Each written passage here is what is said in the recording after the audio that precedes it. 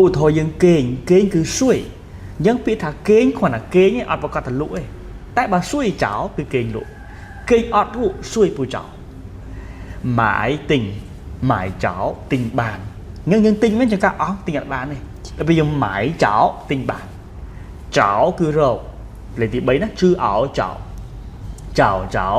រកបានរកឃើញអញ្ចឹងកន្លែងនេះsẽរៀបពាក្យចោលតោដែរ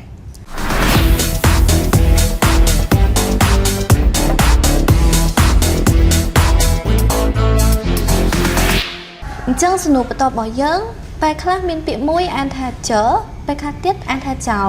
តើចើហើយនឹងចោលយើងប្រើនៅពេលណាខ្លះដែរឬសឺយើងពាក្យចើកន្លែងហ្នឹងគឺយើងអានមាន2ធំគឺយើងអានថាចើសលេងស្មើសលេង0បាទចើឬមួយក៏អានថាចោលអានថាចើនៅពេលណាយើងអានថាចើនៅពេលដែលយើងប្រើវាជា particle មួយដែលយើងដាក់វានៅពីក្រោយកិរិយាសព្ទមានន័យថាយើងធ្វើរឿងណាមួយហើយបើយើងដាក់ចើនៅពីក្រោយវាបង្ហាញអំពី state ដែលវាកំពុងតែបន្តតទៀតនិយាយចំទៅគឺវារក្សានិរន្តរភាពនៃការធ្វើរឿងហ្នឹងឧទាហរណ៍ថា桌子上放着2瓶水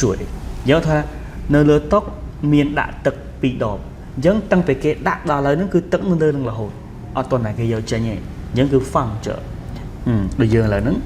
桌子上放着2台电脑អញ្ចឹងគឺថាលើតុនោះមានដាក់កុំព្យូទ័រ2គ្រឿងអញ្ចឹងទៅអញ្ចឹងពាក្យ放着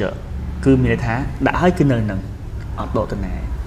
មួយទៀតដូចពាក្យណាគឺយកយើងសំដៅទៅពាក្យណាគឺយើងយកណាតុងស៊ីយករបស់មកតែបើសិនណាចើដែលយើងយកហើយអត់តន់ដាក់ឯងគឺនៅដៃនេះអញ្ចឹងយើងអាចបកថាពាក្យណាចើទៅជាយូទៅជាកាន់អញ្ចឹងទៅឧទាហរណ៍ថា他左手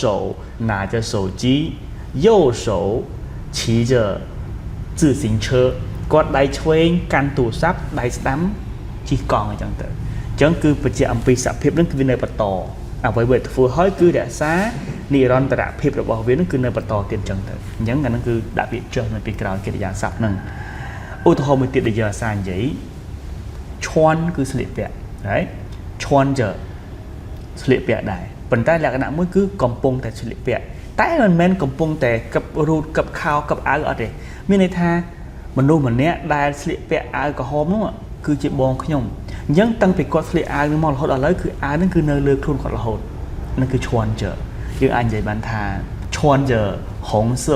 衣服的那个人是我的哥哥អ្នកដែលពាក់អាវពណ៌ក្រហមនោះគឺជាបងខ្ញុំតែគាត់អត់មានកំពុងពាក់ទេតែខោអាវហ្នឹងគឺវានៅលើខ្លួនគាត់ទេអញ្ចឹងអាហ្នឹងគឺភាពដែលចើហ្នឹងគឺយើងប្រើវាអញ្ចឹងមានន័យថាអ្វីមួយដែលវាដាក់នៅពីក្រោយកិរិយាសព្ទបង្ហាញអំពីនិរន្តរភាពនៃសកម្មភាពមួយហ្នឹងហើយពាក្យចើហ្នឹងក៏អត្ថន័យមួយទៀតគឺតាក់ទងជាមួយនឹងcontinuous tense ដែរកំពុងបន្តអញ្ចឹងទៅ看着你看着ណៃមើលយើងឲ្យមើលកំពុងមើលទៅទៀតទៅអញ្ចឹងណា你看着 right ប្រហែលអញ្ចឹងមួយទៀតពាក្យចើហ្នឹងក៏យើងប្រើវានៅពីក្រោយ adjective ដាក់វានៅពីក្រោយគុណនាមដែរគឺយើងចង់បញ្ជាក់ថាគុណនាមហ្នឹងគឺវានៅយូរតទៀតវានៅពេលវែងតទៀតឧទាហរណ៍ថាឆាងចឹងនៅវែងតទៀតនៅយូរតទៀតឧទាហរណ៍ថា你打算什么时候结婚យើងអាចថា还早ចឹងណាហើយនៅយូរទៀតអញ្ចឹងណាបាទអញ្ចឹងគឺពាក្យចើហ្នឹងដាក់នៅពីក្រោយគុណនាមក៏បានដែរគឺនៅអញ្ចឹងមួយទៀតឧទាហរណ៍ថា你最近好吗好ចឹងណាយើង好ហើយបុពាក្យចើមួយទៀតគឺល្អតាអញ្ចឹងគឺអាសកម្មភាពគឺ好ហ្នឹងឥឡូវក៏វាកំពុងល្អដែរហើយល្អបន្តទៀតអញ្ចឹងអត្ថន័យពាក្យចើហ្នឹងយើងនៅវាអញ្ចឹង right ឧទាហរណ៍ឥឡូវនេះគឺជាលុយបាទអ្នកឯងយកទៅនេះគឺជាលុយដែលខ្ញុំឲ្យអ្នកឯងយកទៅ这是我给你的钱你拿着吧 right ប្រើអញ្ចឹង